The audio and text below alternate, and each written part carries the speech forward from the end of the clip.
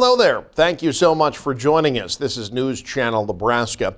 My name's Eric McKay. Let's take a look at our top headlines today. Tornadoes hitting the state of Nebraska on Tuesday. This rotation spotted near the town of Creston. This video shared by the National Weather Service taken shortly after the lunch hour. Creston has a population of just under 200 located in Platte County. Meanwhile, another touchdown spotted just one county over in Colfax County, about 4 miles south of Howells. More video shared by the National Weather Service. Most of the afternoon, funnel clouds and damage was limited to extremely rural areas. There were reports, though, of damaged pivots. With the heavy rains on Tuesday came some significant flooding. Flash flood warnings were issued in northeast Nebraska through Tuesday evening, with Wayne, Cedar, Madison, and Stanton counties seeing the worst of it. Windside hit especially hard, with running water on Main Street and fields west of town taking on significant water. The video you're seeing here isn't a river, it's a field just outside of the village. Now, the one upside of the storms, they brought farmers some relief from drought season. You might recall at this time last year, pretty much the entire state of Nebraska was experiencing some type of drought. The latest drought monitor map has just 28% of the state listed in drought conditions. As planting season nears, the Nebraska Farm Bureau says it's all about the timing of the rain.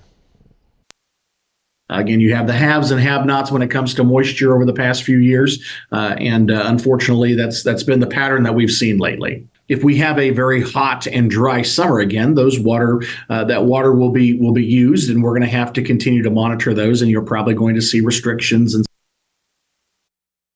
Duck says the dry spell is in the southeastern part of the state from Jefferson County to southern Platte County. He says on the other side, too much rain can wash away soil and fertilizer.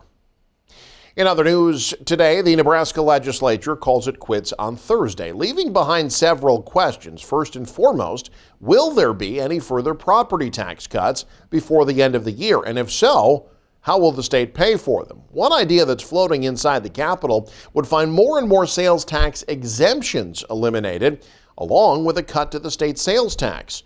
Joe Jordan has our report. As lawmakers get set to shut things down, key tax questions remain, including how to pay for further property tax relief. Rebecca Firestone heads up the liberal Open Sky think tank. Because the question becomes, where does the money come from to pay for those changes? We are hearing right now that there's the potential to look more expansively at the exemptions in our sales tax base. Any expansion of the sales tax base should come with a reduction in the rate. So right now, the state sales tax rate is 5.5%. Are you saying then you would want to see that sales tax rate come down from that 5.5%? That's generally a principle of good policy, is that if you're going to do an expansion of the base, you use those revenues in order to reduce the rate. And that's a long way from talk just a few months ago that found Governor Jim Pillen talking about raising the sales tax. Fixed income Nebraskans who have lived, worked, and raised their families here now face the prospect of being forced out of their homes due to out-of-control property taxes. That is unacceptable. Pillen began demanding a 40% cut in property taxes. Several estimates now find him settling for 20%, leaving a lot of political wiggle room. Right now, there's a lot of talk about the potential for a special session. That happens a lot at the end of the legislative session, so we're just going to have to wait and see. New revenues will be needed in order to get to the type of property tax relief that the administration has been talking about.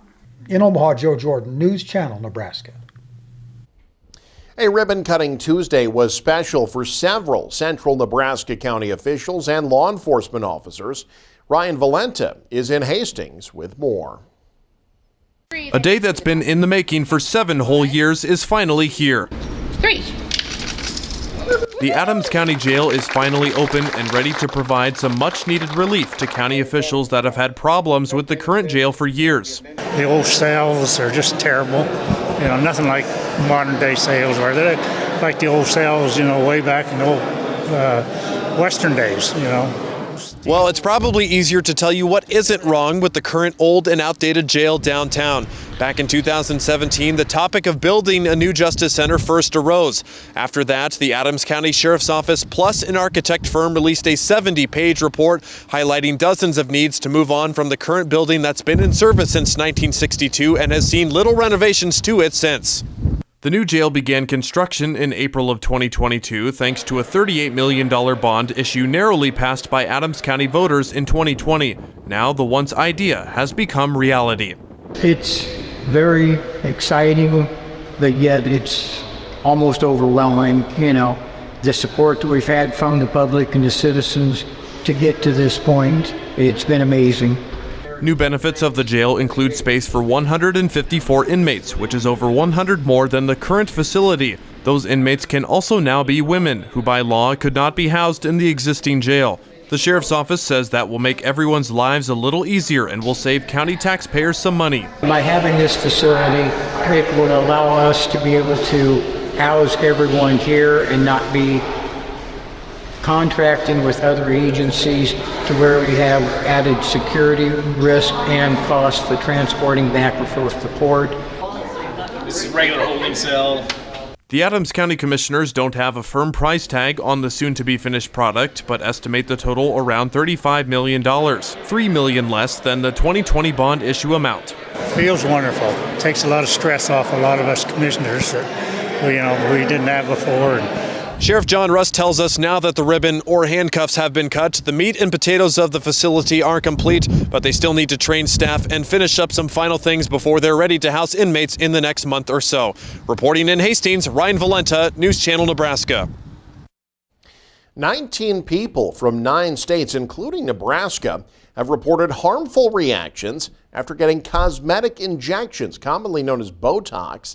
The Centers for Disease Control and Prevention says the injections were administered from unlicensed or untrained individuals or in non-medical settings. The agency says 9 people have been hospitalized, 4 treated with botulism antitoxin.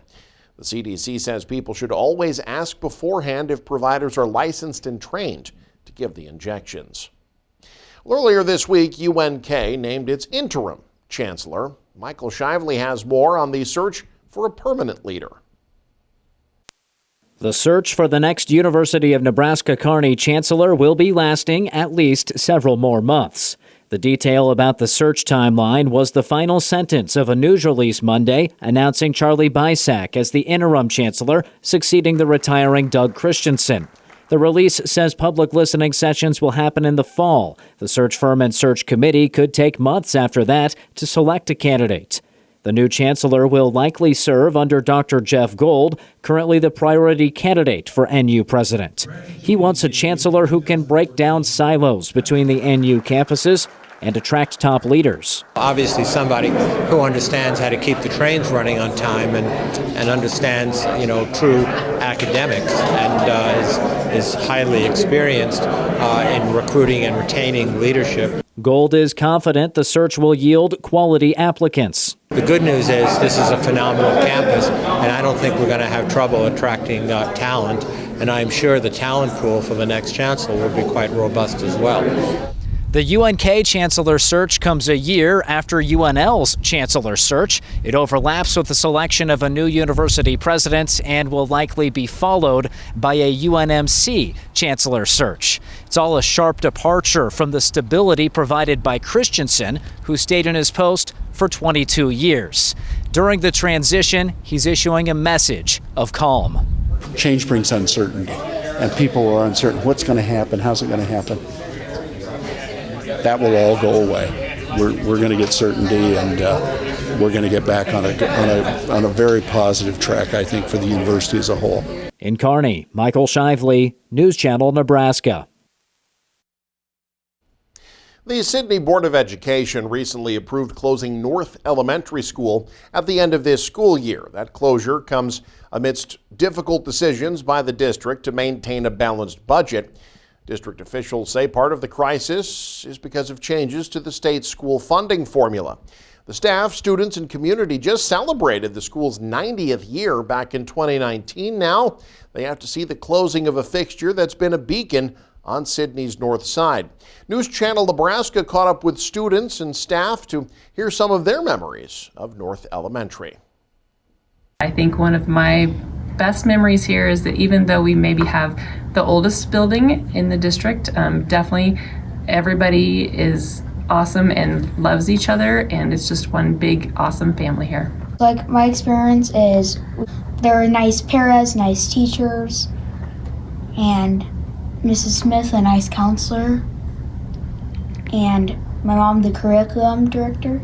She puts all the stuff we learn, so that's fun too. I have like a family of counselors and principals.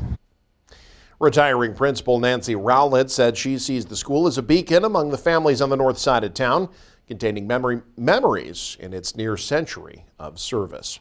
And a southeast Nebraska community trying to come together to keep its only campground clean from litter.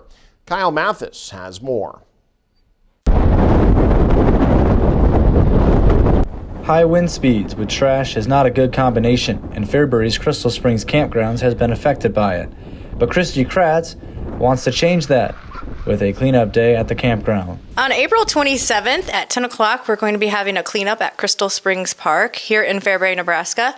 It's to clean up a lot of the trash and litter that's been hanging around in the trees. Beer bottles, plastic bags, and other items have built up along the tree line and in the grass. Kratz yearns for the community to continue its appreciation for the parks. It is also good to be a part of the community and to appreciate the parks that we have here in Fairbury, Nebraska. And so I think it's good to be with your friends and to help do some good. Kratz says families and children are invited, along with students who can receive community service hours. With peak season at the campground right around the corner, Kratz says it is now a better time than ever to clean. The RV season is starting soon, so we'll be having a lot of visitors coming in and people coming in for fishing. And so it's good to have a nice clean park. The campground's new playset is another reason why Kratz believes the cleanup is important for the park. Because a lot of the community members use the parks, and so we don't always walk around picking up trash as we're doing it. Might as well take an hour to just clean up the parks all at one time. In Fairbury, Kyle Mathis, News Channel Nebraska. And you can stay up to date with the very latest by following us online. Head to newschannelnebraska.com, click on the News tab there. You can also follow us on X, like us on Facebook and Instagram as well. Thanks for joining us. Have a great day. You're watching News Channel Nebraska.